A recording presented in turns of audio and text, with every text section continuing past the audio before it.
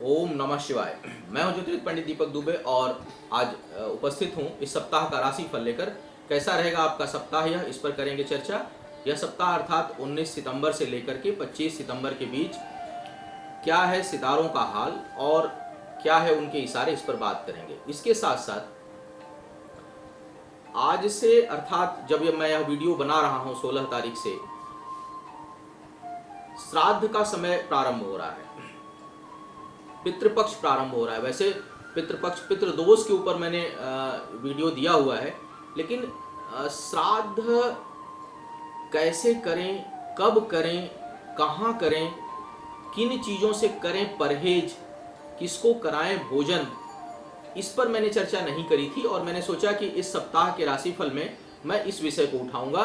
तो बड़ा रोचक रहेगा, यह जानकारी भरा रहेगा यह मेरा सत्र, आज का यह कार्यक्रम। तो बने रहिएगा पूरे समय तक राशिफल के साथ साथ इसको जानने के लिए भी कि श्राद्ध क्या, क्यों, कब, कैसे करें और किन चीज़ों का विशेष ध्यान रखें, किसको भोजन कराएं, किसको भोजन कराने से अधिक लाभ मिलता है, किन चीज़ों से परहेज करें, कहाँ श्राद्ध करना अच्छा होता है। तो इन सब चीज़ों पर विस्तार पूर्वक चर्चा करेंगे, बने रहिएगा। प्रारंभ करते हैं राशिफल से। सबसे पहले देखते हैं क्या है इस सप्ताह में मुख्य चीज़ें। पहला तो पितृपक्ष प्रारंभ 17 तारीख से ही हो रहा है, आज से ही हो रहा है, 16 से ही, बल्कि आज कुछ लोग पूर्णिमा को भी श्राद्ध करते हैं और कल से पूरी तरह से पितृपक्ष प्रारंभ हो जाएगा। तो कल से प्रारंभ हो रहा है 17 तारीख से। 19 तारीख यानी जब से यह सप्ताह जो मैं राशिफल देने जा रहा हूँ उसमें 19 तारीख को गणेश चतुर्थी है, 23 तारीख को महालक्ष्मी व्रत और बहुत सी महिलाएं माताएं जीवित पुत्री का व्रत रखती हैं संतान के अच्छे स्वास्थ्य और लंबी आयु के लिए या संतान प्राप्ति के लिए भी यह व्रत रखा जाता है। 19 तारीख को ही शुक्र राशि परिवर्तन कर रहा है, अपनी राशि तुला में जा रहा है, जिसका वीडियो मैं दे चुका हूं। शुक्र का तुला राशि में प्रवेश और उसका आपके ऊपर प्रभाव। बुध वर्तमान में वक्री चल रहा है। तो कुछ इस प्रकार का इस सप्ताह में ग्रहों की चाल और मुख्य त्योहार और पर्व हैं। अब बात करेंगे कि क्या है राशियों का हाल। पुनः बता दूं अपने नए श्रोताओं को, जो लोग पहली बार सुनने जा रहे हैं मेरा वीडियो, कि यह राशिफल लग्न पर आधारित होता है मेरा। दूसरा, सामान्य आधार पर होता है, इसको अंतिम ना माना करें, क्योंकि आपका जो राशिफल है वह बहुत सी बातों पर आधारित होता है कि किस तरह से आपका जीवन जाएगा। हम लोग एक ग्रहों की स्थितियां सामान्य देख करके मोटा मोटी अंदाज लगाते हैं कि इस तरह का सप्ताह होने की संभावना है, जिससे आप थोड़ी बहुत अपनी प्लानिंग कर सकें, बना सकें। वास्तविक परिणाम आपकी कुंडली के अनुरूप ही होता है। सबसे पहले राशियों की श्रृंखला में आती है मेष राशि। तो देखते हैं क्या कह रहे हैं सितारे मेष राशि वालों के लिए। मेष राशि वालों के लिए यदि मैं देखूं तो इस समय खूब कूटनीतिक बल बढ़ेगा, यानी युक्ति बल बड़ा हावी रहेगा। येन केन प्रकारेण अपने कामों को निकालने में और करने में समर्थ होंगे। थोड़ी नकारात्मकता हावी रहेगी क्योंकि पंचम भाव वक्री बुध और राहु के साथ है, प्रभावित है इस समय। संतान के मामले में कुछ परेशानियां उत्पन्न हो सकती हैं, कुछ दिक्कतें आ सकती हैं। शिक्षा में कुछ रुकावट का योग बनेगा।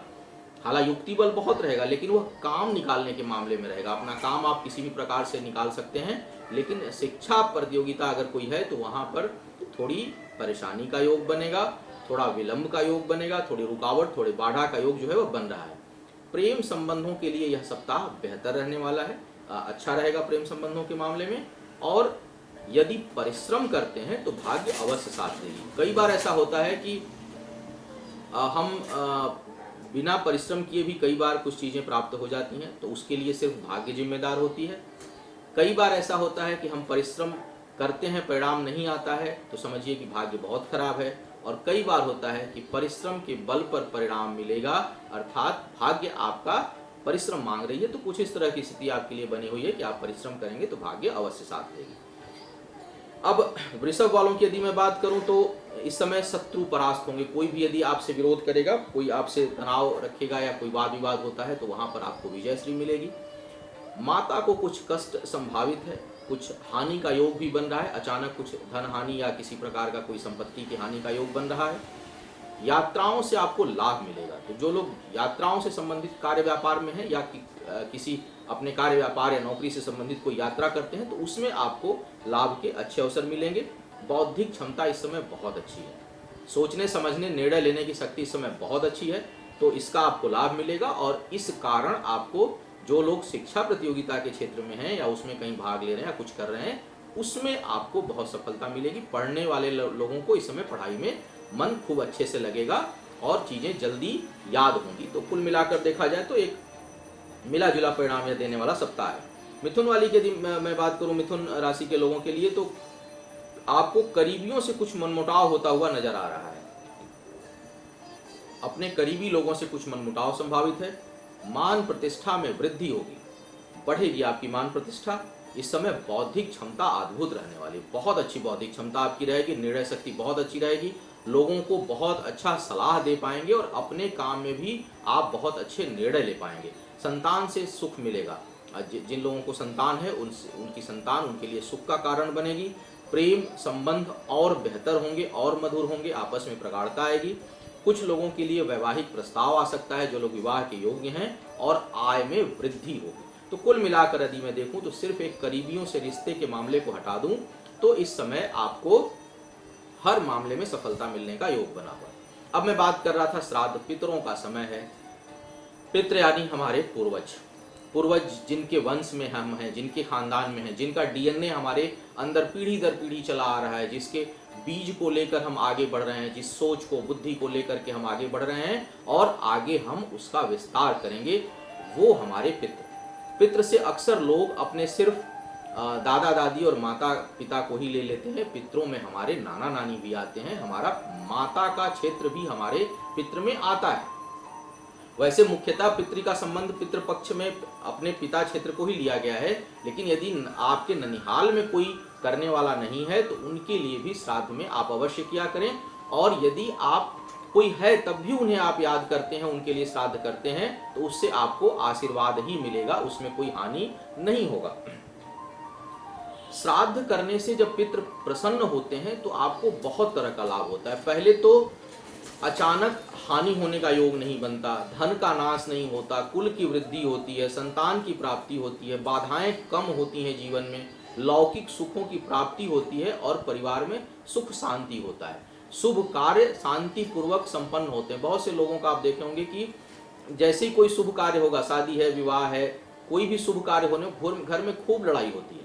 तो इस तरह की चीजें नहीं होगी यदि पितृ प्रसन्न है तो। अगर पितृ अप्रसन्न है तो इन सभी चीजों में परेशानी, अचानक बाधा आएगी, अचानक रुकावट आएगी, घटना दुर्घटना का भय होता है, अकाल मृत्यु का भय होता है, और किसी भी शुभ कार्य में अवश्य लड़ाई झगड़ा होता है और वह शांति पूर्वक संपन्न नहीं हो पाता। तो श्राद्ध हमें अवश्य करना चाहिए, पहली बात। दूसरी बात, श्राद्ध के लिए पितृपक्ष तो निर्धारित किया गया है। अमावस्या को श्राद्ध करते हैं, पितृपक्ष में श्राद्ध करते हैं, होली के बाद का पक्ष होता है उसमें श्राद्ध करते हैं। लेकिन यदि आप तीर्थस्थल पर हैं, तीर्थस्थल पर यदि आप जाएं तो आपको बिना किसी समय, बिना किसी दिन के वहां तर्पण करना चाहिए अपने पितरों के नाम पर। जैसे किसी भी तीर्थस्थल पर, जैसे आप मान लीजिए भारत में आप हरिद्वार चले गए, आप द्वारका चले गए, आप केदारनाथ चले गए, आप गंगा सागर चले गए, आप रामेश्वरम चले गए, किसी भी तीर्थ स्थल पर यदि आप जा रहे हैं तो वहां अपने पितरों के लिए थोड़ा तर्पण, थोड़ा उनका ध्यान और उनको प्रणाम अवश्य किया करें, क्योंकि उससे एक तो उनके मुक्ति का मार्ग प्रशस्त होता है, दूसरा आपको बहुत आशीर्वाद मिलता है। तो इस चीज का आप ध्यान रखें कि पितृपक्ष हो या ना हो, कभी भी आप तीर्थ स्थल पर जाएं तो अपने पितरों को जरूर याद करें और उनके लिए थोड़ा श्राद्ध, थोड़ा उनके लिए तर्पण अवश्य किया करें।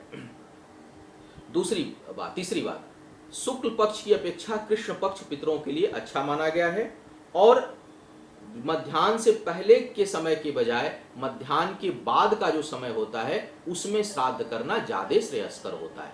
तो आप प्रयास करें कि दोपहर के बाद श्राद्ध कर्म करें, दोपहर से पहले प्रातः काल श्राद्ध कर्म नहीं करना चाहिए। और चूंकि ये पितृपक्ष तो जो है वह कृष्ण पक्ष में ही मनाया जाता है तो इसमें कोई कठिनाई नहीं है, लेकिन अगर ऐसे भी कभी श्राद्ध करना हो तो कृष्ण पक्ष में किया करिए, वह ज्यादा फलदायी होता है। अब बात करता हूं आगे के विषय पर कि क्या जो है वह थोड़ा अभी श्राद्ध को ही मैं चलाता हूं। सायं के समय, बिल्कुल शाम के समय श्राद्ध कर्म नहीं करना चाहिए और जो है आपको चाहिए कि जैसा मैंने कहा कि शाम से पहले, सूर्यास्त से पहले और दोपहर के बाद। सबसे अच्छा होता है मध्याह्न काल, दोपहर में 1, 2, 3 बजे का जो समय होता है वो श्राद्ध के लिए बहुत अच्छा माना गया है। रात्रि में भी श्राद्ध कर्म नहीं करना चाहिए, चाहे कितनी भी मजबूरी हो, रात्रि में आपको श्राद्ध कर्म नहीं करना चाहिए। उसके बाद अगर मैं बात करूं तो कुशा और तिल यह श्राद्ध में बहुत शुभ माना गया है। तो श्राद्ध करते समय कुसा हाथ में रखें और तिल रखें, साथ में जल, इसके साथ जो है आप तर्पण करें तो वह तर्पण मान्य होता है। ऐसे तीर्थ स्थल में गए, कोई भी चीज नहीं है तो कुसा ले लें, तिल ले लें और जल ले लें, इससे आप तर्पण करें, वह पितरों को प्राप्त होता है। अब आते हैं एक बार राशियों के ऊपर फिर से कि क्या है, क्या कह रहे हैं सितारे अन्य राशियों के लिए। श्राद्ध के ऊपर चर्चा करते रहेंगे बीच बीच में। कर्क वालों की यदि मैं बात करूं इस समय, तो आपको धन संचय में बहुत कठिनाई होने की संभावना बन रही है। धन संचय करना इस समय कठिन होगा। वाणी थोड़ी दूषित रहेगी, आय में वृद्धि होने की संभावना है। पराक्रम इस समय बहुत बढ़ा चढ़ा रहेगा, यानी काम करने की क्षमता बहुत बड़ी रहेगी, आत्मबल बढ़ा चढ़ा रहेगा। मान प्रतिष्ठा में वृद्धि होगी, यानी कहीं न कहीं सम्मान मिलेगा, लोग आपको प्रतिष्ठा की दृष्टि से देखेंगे। भौतिक सुख सुविधाओं में खूब वृद्धि होने की संभावना है इस समय। तो जो लग्जरी के से संबंधित चीजें हो सकता है इसके ऊपर आप खर्च भी करेंगे, अपनी सुख सुविधाओं के ऊपर आप इस समय खर्च करेंगे। परिवार में बहुत सुख शांति रहने की संभावना है। पद उन्नति का योग बन रहा है, तो कुछ लोगों के लिए जिनके लिए प्रमोशन का योग बन रहा होगा उसके लिए सप्ताह बहुत कारगर लग रहा है, कुछ न कुछ ये फल देने वाला है। नई नौकरी की संभावना भी बहुत प्रबल है, तो और भाग्य पक्ष बहुत प्रबल है। तो कुल मिलाकर यदि मैं देखूं तो इस समय आपके लिए केवल थोड़ा धन इकट्ठा नहीं हो पाएगा, व्यय बढ़ा रहेगा और वाणी थोड़ी दूषित हो सकती है, आप लोगों को कड़वा बोल सकते हैं। इसके अलावा यदि मैं देखूं तो हर मामले में यह समय बहुत ही बेहतर है।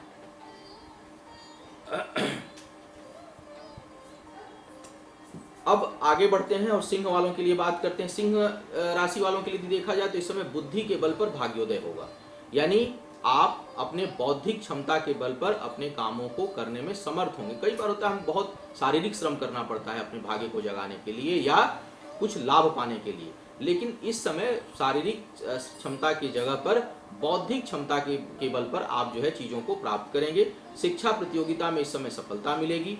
नौकरी लगने की प्रबल संभावना है, तो जो लोग जिनकी नौकरी नहीं है वे प्रयास करें थोड़ा इस समय, तो मुझे लगता है कि इस समय नौकरी आपकी लग जाएगी। पारिवारिक और वैवाहिक सुख में इस समय थोड़ी कमी आप महसूस करेंगे, वहाँ थोड़ी कमी होगी आपको। अहंकार से बचने की सलाह दूंगा, अहंकार से आप दूर रहें। वैसे तो सभी को दूर रहना चाहिए, हमेशा दूर रहना चाहिए, लेकिन इस समय आपके अंदर थोड़ा अहंकार बढ़ सकता है, इससे दूर रहने की आपको सलाह दूंगा। कन्या राशि की यदि मैं बात करूं तो इस समय आय में वृद्धि के योग बने हुए हैं, बहुत अच्छा योग है आय में वृद्धि का। लेकिन बुध जो है, बुध की स्थिति आपके लग्नेश की स्थिति अच्छी नहीं है, लग्नेश और दशमेश की स्थिति अच्छी नहीं है, तो इस कारण हो सकता है कि कुछ नकारात्मकता हावी रहे, मन में मस्तिष्क में कुछ नकारात्मक विचार आए, कुछ अनजाना भय भी जो है आपको परेशान कर सकता है इस समय। परिश्रम का परिणाम थोड़ा कम मिलेगा, जितनी परिश्रम आप करेंगे उसकी अपेक्षा थोड़ा परिणाम कम मिलेगा, या हो सकता है थोड़ा रुक कर परिणाम आपको मिले। सप्ताह का जो मध्य भाग है उसमें अचानक भाग्य जो है आपका बढ़ेगा, उसमें भाग्य में वृद्धि होगी और कुछ अचानक अच्छा होने का योग बन रहा है, विशेषकर आय के मामले में। तो यह बात अच्छी है सप्ताह के मध्य में। इस समय आप लोगों को बहुत अच्छी सलाह दे पाएंगे, तो यह मैं देख रहा हूँ कि एक अच्छी चीज़ है। इस समय आप एक अच्छे सलाहकार की भूमिका में हो सकते हैं। मैं श्राद्ध की बात कर रहा था कि श्राद्ध में क्या करना चाहिए, नहीं करना चाहिए, कैसे करना चाहिए। कुछ टिप्स दे रहा हूं जो आपके लिए हमेशा काम आएगी, केवल इसी पितृपक्ष में नहीं, श्राद्ध जब भी आए तो आपके लिए काम आएगी, तो आप इसको ध्यान से सुनिए। अगला जो पॉइंट है मैं उस पर बताना चाहूँगा कि दूसरे के स्थान पर कभी भी श्राद्ध अपने पितरों का ना करें। कई बार होता है कि हम किसी मित्र के घर पे करा लें, मेरे यहाँ जगह नहीं, चलो तुम्हारे घर पर ही पूजा करा लेते हैं, तो श्राद्ध कर्म जो है वह दूसरे के स्थान पर ना किया करें। श्राद्ध जो है आप दूसरे के स्थान के अलावा जो सार्वजनिक स्थल है या जो किसी के नहीं है, जैसे जंगल है, पर्वत है, नदी का किनारा है, पेड़ कोई वृक्ष है, देव मंदिर है, देव स्थान है, इन जगहों पर, या बरगद का पेड़ है, पीपल का पेड़ है, भगवान शिव का मंदिर है, या कोई भी देवालय है, वैसे शिव का मंदिर हो या विष्णु का मंदिर हो तो बहुत अच्छा, इन जगहों पर श्राद्ध कर्म करना चाहिए। किसी दूसरे की जमीन पर श्राद्ध कर्म नहीं करना चाहिए। दूसरा बहुत महत्वपूर्ण बात बता रहा हूं आपको, जनरली सामान्यता कहा जाता है कि विद्वान की परीक्षा ना करें, ब्राह्मण की परीक्षा ना करें। देव कार्य यदि आप कर रहे हैं, देवताओं से संबंधित कोई पूजा आप कर रहे हैं, उसमें ब्राह्मण का परीक्षण वाकई नहीं करना चाहिए। जिस आचार्य से आप कराने जा रहे हैं उसकी परीक्षा आपको नहीं लेनी चाहिए, बल्कि उसे बिल्कुल आचार्य के रूप में वर्ण करना चाहिए। लेकिन यदि आप श्राद्ध कर्म कराने जा रहे हैं तो ब्राह्मण की परीक्षा अवश्य लें। ब्राह्मण को बहुत अच्छे से जाने कि श्राद्ध कर्म आप किससे कराने जा रहे हैं। विशेष करके मैं आपसे कहना चाहूँगा कि आप ऐसे ब्राह्मण का चयन करें और बेधड़क होकर उससे पूछें कि भाई आप मांसाहारी तो नहीं हैं, या जानकारी लें आप नशाखोर तो नहीं हैं, या लालची प्रवृत्ति तो नहीं है। एक बार देख लीजिए, बातचीत से पता चल जाएगा कि लालची प्रवृत्ति तो नहीं है। ऐसे ब्राह्मण से श्राद्ध कर्म कराना बहुत हानिकारक होता है और उससे लाभ के बजाय हानि होती है। उससे आपके पितृ कभी मोक्ष नहीं प्राप्त कर पाएंगे। पितरों को मोक्ष वही दे सकता है जो स्वयं अपने अंदर उसका गुण रखता हो। तो देव कार्य में ब्राह्मण की परीक्षा मत लें, लेकिन श्राद्ध कर्म में ब्राह्मण की परीक्षा, ब्राह्मण की जानकारी जिससे कराने जा रहे हैं उसको जान करके ही आप श्राद्ध कर्म करवाएं। अब कारण इसका है कि जो श्राद्ध कर्म में जो पितरों की जो तृप्ति होती है वो ब्राह्मणों के द्वारा ही होती है। तो उचित ब्राह्मण का जो है वह चयन करना यह आपकी जिम्मेदारी है, अन्यथा उसे कोई लाभ नहीं, सिर्फ आप पाप के भागी बनेंगे। अब आगे फिर बात करूंगा कि और किन विषयों पर ध्यान रखें। जरा राशिफल देख लेते हैं। तुला वालों की यदि मैं बात करूं तो यह समय आय के मामले में बहुत अच्छा भी नहीं है। आय के मामले में यह समय बहुत अच्छा नहीं है, फिर भी इस समय बहुत मानसिक शांति मिलेगी आपको। आपका मन बहुत शांत रहेगा और प्रसन्न रहेगा, आनंदित रहेंगे आप। सप्ताह के अंत में कोई शुभ समाचार प्राप्त होगा। बड़े भाई को कष्ट संभावित है इस सप्ताह। एक बात बहुत अच्छी नजर आ रही है कि इस सप्ताह आपकी जो छठी इंद्रिय, जिसको हम लोग छठी इंद्रिय बोलते हैं, यानी इंट्यूशन पावर, चीज़ों को भांपने की, जांचने की शक्ति, वह बहुत अच्छी रहेगी। इस समय बहुत बड़ी चढ़ी रहेगी। दूर की सोच लेंगे और दूर के निर्णय लेने में समर्थ होंगे। तो बहुत कुल मिलाकर अगर आय के मामले में ही देखूं तो थोड़ा सा इस समय आपका जो ग्रह है वह कमजोर है, बाकी मामलों में बहुत अच्छे हैं। वृश्चिक वालों की यदि मैं बात करूं तो सुख सुविधाओं पर तथा यात्रा पर धन खर्च होगा इस समय। किसी बड़े व्यक्ति के सहयोग से आय का मार्ग प्रशस्त होगा, खुलेगा, या नए आय के स्रोत बनेंगे किसी बड़े और प्रभावशाली व्यक्ति के प्रभाव से। माता को इस समय कष्ट संभावित है, उनके स्वास्थ्य का ख्याल रखें। आपके लिए भी कमर के निचले हिस्से में दर्द तथा पेट से संबंधित समस्या आपको परेशान कर सकती है। वैवाहिक जीवन में कष्ट संभावित है, या विवाह के योग्य जो लोग हैं उनके लिए कुछ रुकावट का योग इस समय बनेगा। धनु वालों की यदि मैं बात करूं तो इस समय भाग्य बहुत सहयोगी नहीं है, फिर भी आय का योग बहुत अच्छा बना हुआ है, इनकम होती रहेगी। कुछ रुके हुए कार्य भी इस सप्ताह बनने वाले हैं। एक बेहतर सलाहकार की भूमिका में आप रहेंगे। किसी बहुत पुराने रिश्ते में कुछ कटुता आने की संभावना बन रही है, कुछ वाद विवाद होने की संभावना बन रही है। सामाजिक और राजनैतिक जीवन में जो लोग कार्य कर रहे हैं उनके लिए यह समय बहुत ही उपयुक्त और बहुत ही अच्छा है। फिर थोड़ी सी बात बता दूं आपको श्राद्ध से संबंधित। श्राद्ध में हम लोग भोजन कराते हैं, या कहा जाता है कि भोजन श्राद्ध में कराएं। किसको भोजन कराएं? कहा गया है कि श्राद्ध में 1000 ब्राह्मणों को भोजन कराने के बजाय अगर एक योगी भोजन करने के लिए तैयार हो जाए, एक बहुत ही शुद्ध योगी भोजन करने के लिए तैयार हो जाए, तो वह 1000 ब्राह्मणों से अधिक फल देने वाला है। योगी अर्थात जिसका इंद्रिय पर संयम हो। तो भोजन कराते समय इस चीज का ध्यान रखें कि आप एक भी ब्राह्मण को यदि आप भोजन कराते हैं तो वह किसको कराएं? बहुत ही संयमित और योगी ब्राह्मण, योग्य ब्राह्मण को आप भोजन कराएं। एक बात और कही गई है शास्त्रों में कि हम 10 लाख ब्राह्मणों को भोजन करा दें, अगर उनको वेदों का ज्ञान नहीं है, यदि वो गायत्री संध्या नहीं करते हैं, तो हमारा उनको भोजन कराना व्यर्थ है। उसके बदले अगर एक ब्राह्मण जो वेद पाठी हो, जो गायत्री संध्या करता हो, उसको कराना आपका श्राद्ध के समय भोजन बहुत ही उपयोगी होता है। तो जैसे मैंने कहा कि श्राद्ध किससे कराएं और श्राद्ध में भोजन किसको कराएं, इसका भी आपको ध्यान रखना है।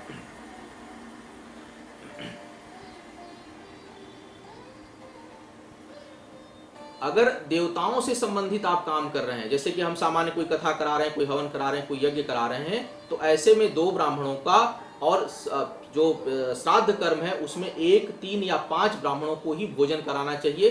बहुत अधिक संख्या में लोगों को भोजन नहीं कराना चाहिए, क्योंकि उससे कोई लाभ नहीं है, बल्कि वह केवल शक्ति का प्रदर्शन और अहंकार को दर्शाता है। तो उतनी आवश्यकता नहीं होती। जो शुद्ध कार्य है उसमें अधिकतम 3 ब्राह्मणों को भोजन कराना पूर्ण फलदायी है। आप 1 या 3 ब्राह्मणों को ही भोजन आप कराएं।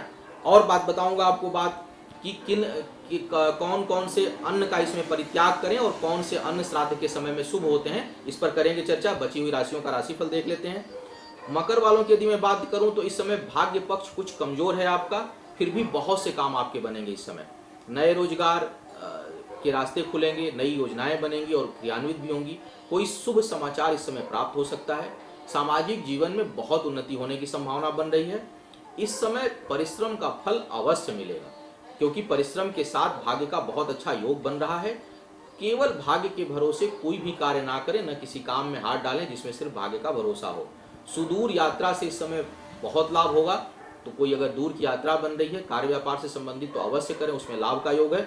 शिक्षा के क्षेत्र में भी सफलता का बेहतर योग बना हुआ है इस समय।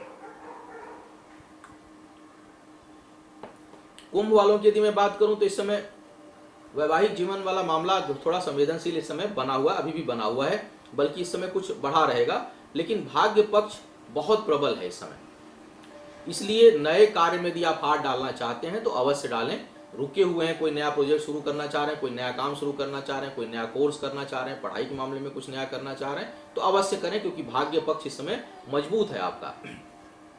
सामाजिक उत्थान के लिए बहुत अच्छा समय है। सामाजिक और राजनीतिक कार्यों के लिए बहुत अच्छा कार्य है। वाहन और अग्नि से थोड़ा सतर्क रहे इस समय, उससे खतरा होने का या कहीं चोट चपेट लगने का योग बन रहा है। और पूर्व दिशा की यात्रा से आपको इस सप्ताह परहेज करना है, विशेष करके प्रारंभ के 4 दिनों तक। मीन वालों की यदि मैं बात करूं तो यह सप्ताह मिला जुला परिणाम देने वाला है। एक तरफ जहां आत्मबल, पराक्रम, साहस और ज्ञान इनकी वृद्धि होगी, आंतरिक ज्ञान भी बढ़ेगा, आत्मबल भी खूब बढ़ा चढ़ा रहेगा, तो वहीं रिश्तों के मामले में निराशा हाथ लगेगी। कहीं रिश्तों से आपको चोट पहुंचेगा, कष्ट पहुंचेगा। तो बहुत उम्मीद यदि आप कहीं करते हैं तो उसमें आपको कष्ट मिलने की संभावना है, विशेष करके बाहरी लोगों से। जो बहुत करीबी लोग हैं, घर के लोग हैं, उनसे उतनी परेशानी नहीं है, लेकिन बाहरी जो करीबी रिश्ते हैं उनसे आपको कष्ट मिलने की संभावना है। बहनों से बहुत भरपूर सहयोग मिलेगा और बहुत स्नेह मिलेगा इस समय। अहंकार और आलस्य से बचने की सलाह दूंगा, क्योंकि इस समय बहुत हावी हो सकता है यह। आपको सलाह दूंगा कि अगर चाहे भले निर्णय लेने में कोई आप भले ही अधिक समय लें, लेकिन उसको करने में बहुत समय मत लें। उसको जब निर्णय आप ले लें तो उसको तुरंत क्रियान्वित करें, अन्यथा आप उसे कर नहीं पाएंगे। तो थोड़ा जो आपके लिए एक सलाह रहेगी कि आत्ममंथन थोड़ा करें। कहीं कुछ ढीलापन हो रहा है, कहीं कुछ काम करने में शिथिलता हो रही है, तो उस पर आप नियंत्रण करें और उसको बढ़ाएं। यह था सभी राशियों का राशिफल, लेकिन मैं श्राद्ध की चर्चा कर रहा था। श्राद्ध के से संबंधित कुछ मैं अंतिम पड़ाव पर हूँ। 2 चीज़ों की और बात करूंगा कि किस प्रकार के जो है वह अनाज का प्रयोग आपको करना चाहिए और किस प्रकार के अनाज और चीज़ों का प्रयोग आपको श्राद्ध के समय में नहीं करना चाहिए, या श्राद्ध के दिन जिस दिन करते हैं उससे एक दिन पहले, उस दिन एक दिन बाद जो है ना करें। तो सबसे पहले बात करेंगे कौन कौन से जो खाद्यान्न है, अन्न है, वह शुभ माने जाते हैं। जौ, धान, तिल, गेहूं, मूंग, सांवा, सरसों का तेल, तिन्नी का चावल, और यह जो है उसके साथ साथ आम, अमड़ा, बेल, अनार, पुराना आंवला, खीर, नारियल, नारंगी, खजूर, अंगूर, चिरौंजी, बेर, जंगली बेर, यह सब बहुत ही पितृ कार्य में शुभ माने जाते हैं, चाहे वह दान के दृष्टिकोण से हो, बनाने के दृष्टिकोण से हो, या भोजन कराने के दृष्टिकोण से हैं। तो इनका प्रयोग आप श्राद्ध के समय में आपको करना चाहिए। किन चीजों से आपको परहेज करना चाहिए यह मैं बता देता हूं आपको कि श्राद्ध के दौरान किन चीजों का परहेज करें।